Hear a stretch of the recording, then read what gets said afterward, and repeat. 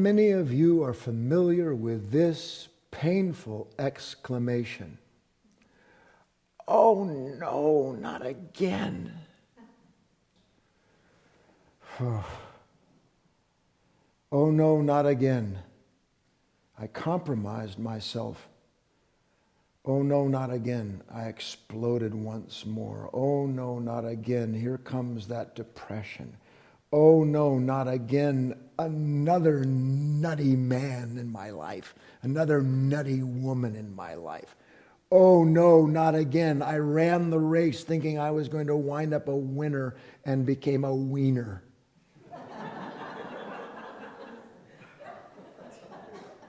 And I've done so much work. How about you? I did Pilates. I ate carrots.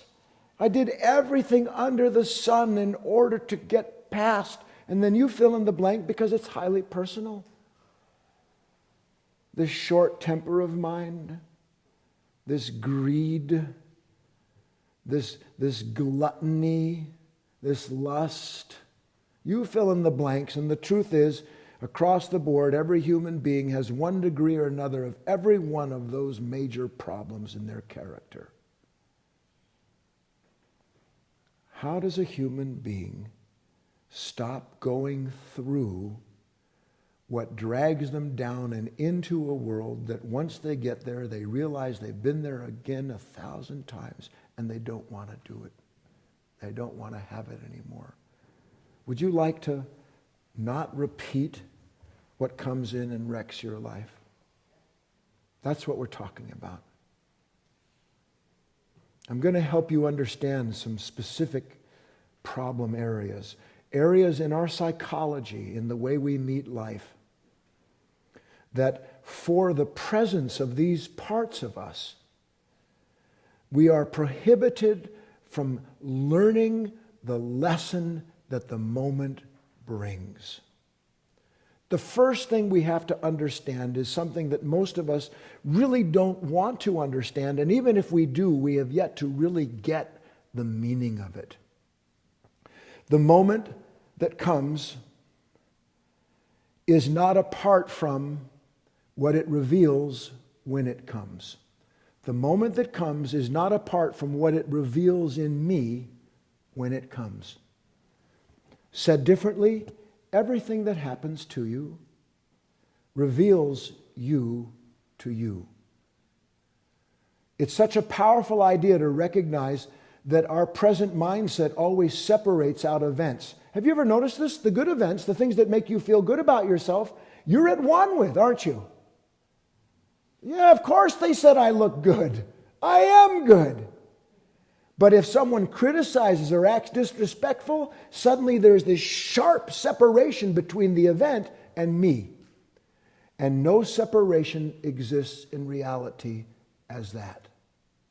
Now, to understand it and to begin to work, to realize, well, let's see now, that event just took place and there's great pain in me over this.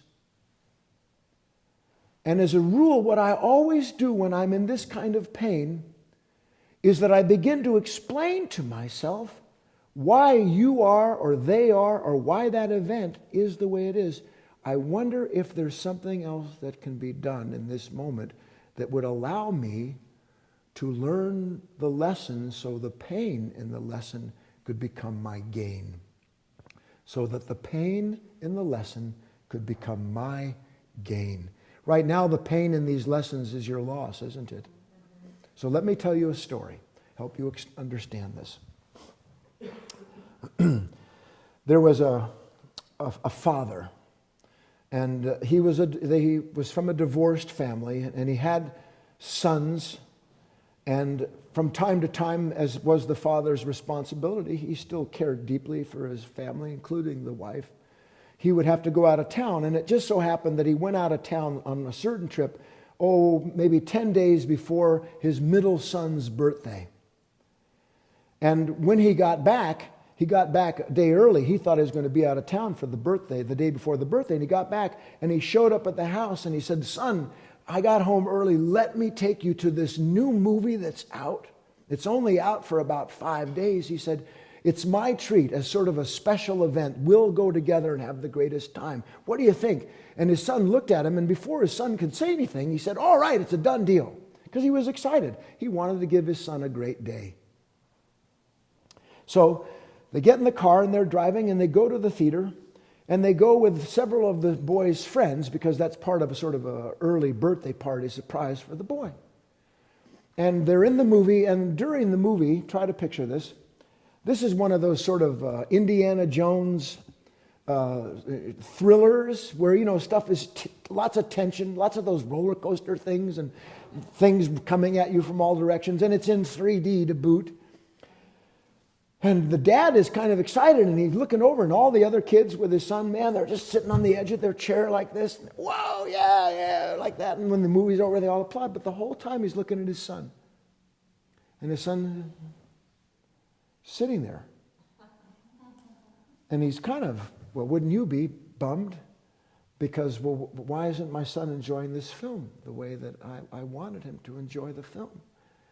And when the movie was over and they were walking out, he put his arm around his son and kind of steered him away from the group of kids. And he said, I watched you during the movie. All your friends, they were so excited. They could barely stay in their chairs, but you hardly seemed to notice anything at all. He said, didn't you like the movie, son? And he said, sure, Dad, of course I did. God, I loved it, Dad. But what, son? Nothing, Dad, really nothing. No, come on, this is important to me. I wanted you to have a great day. Oh, Dad, I didn't want you to know. Know what, son? Well, I didn't want to ruin your surprise, but Mom took me to see this film when it opened last week, and I didn't want her to know that I snuck out the night before for the premiere, and I went to see it with my friends. A long pause. Father looks at him. He says, you mean you're telling me? He says, yeah, Dad, I'm sorry, but I already sat through this movie twice.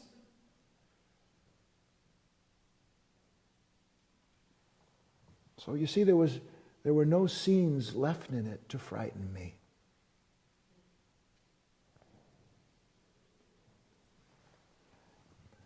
Translation now. You never sit through the whole show of the moment. You don't sit through the whole show. There's a part of us when the scene gets tense. Have you ever been in one of your own movies? You know what I'm talking about. You love to star when the lights are bright and Tinseltown is celebrating your very existence. But oh man, when the plot doesn't go the way you've planned, when they don't respond the way you want them to respond, when you can't actualize what it is that you saw yourself doing where you were going to be the crowned hero, in moments like that where life comes along and it says, no, what you have imagined is not going to happen here.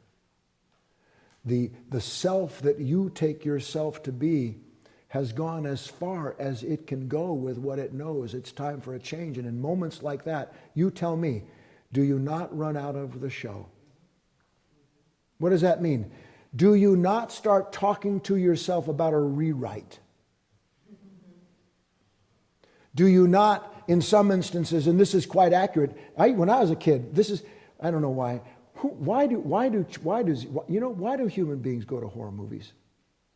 It's inconceivable. But when I was a boy, I'd go see them, but this is how I watched, like this. And I'd allow a certain little crack to exist between my fingers, just wide enough so that should something horrible come, it could shut down quickly and I wouldn't get the image in my mind. This is how human beings live in unwanted moments. We summarily reject any reality that runs counter to what we believe we need to see and feel in order to sustain a familiar sense of ourselves. And the same is saying we refuse the lesson in the moment. Would you like to hear something? I hope that you'd like to hear something beautiful. I want to tell you something very beautiful. To sit through the whole show, meaning to stay present to oneself in the midst of an unwanted moment, is crucial. And the reason it's crucial is because we need to understand that there are ways in which this old nature, the way we are, we learn our lessons. If it's studying the elements in a mathematical equation, something to do with physics or accounting or whatever it is, we know what it means. We take the elements that are available to us and we maneuver them so that whatever the problem can be, we can get to it. But what we don't understand is in those moments where we are seeing something unfold that we don't want, those elements are not there to be juggled around. Listen carefully. We are the elements of that moment. We are the elements in that moment. So that anything in you or myself that comes into a moment and suddenly this flash of anger or this depression washes over us, or this sadness, or this certainty that nothing good is going to take place. Have you ever had that? This is it. All goodness is gone. This is it for the rest of my existence. In moments like that, you have walked out of the show and into a show of your own. And the show of your own is showing you everything that it needs you to see to make you feel bad about you and to lose hope. The moment, on the other hand, that is received wide open, there you are, you're in the theater of your life, you're driving down the street and a phone call comes. You don't hold the cell phone anymore, it's a law. And you push your steering wheel button and you can talk. And you're talking on the phone to somebody and they give you some news. And you don't want the news. Learn what that means. Listen, to sit through the show. You know why? Because if you'll become conscious of the fact that your resistance to the moment is what you don't like about the show, and not what the show is trying to give you to understand about yourself. In such moments, you learn, and I'll show you, I'll exemplify it. I sit through the whole movie. What does that mean? I am aware of myself the whole time that things are going badly. I am aware of myself, my thoughts, my feelings, when the anxiety appears and tells me to rush. I am present to myself and aware that that event where you seem to have done something that hurts me, that's cruel to me, I am aware that I couldn't feel those things were those things not in me to be stirred by what you've done. Therefore, I'm going to look at the whole scene. I'm going to let myself be present to myself so that the lesson in the moment can help me transcend and let go of that part of myself that has always averted its eyes in the moment where change was possible. Do you get the idea? Sit through the whole show. Watch. If you do, when that lesson comes with the unwanted pain in it, you will understand the pain is trying to teach you something about yourself. And when you understand what it's trying to teach you about yourself, you are done with that self. You are done with that self, that nature, that mindset, that belief, that false idea. It is over. And when it's over, you are over every moment like that for the rest of your life. Doesn't that sound like a real gain? Work to understand it.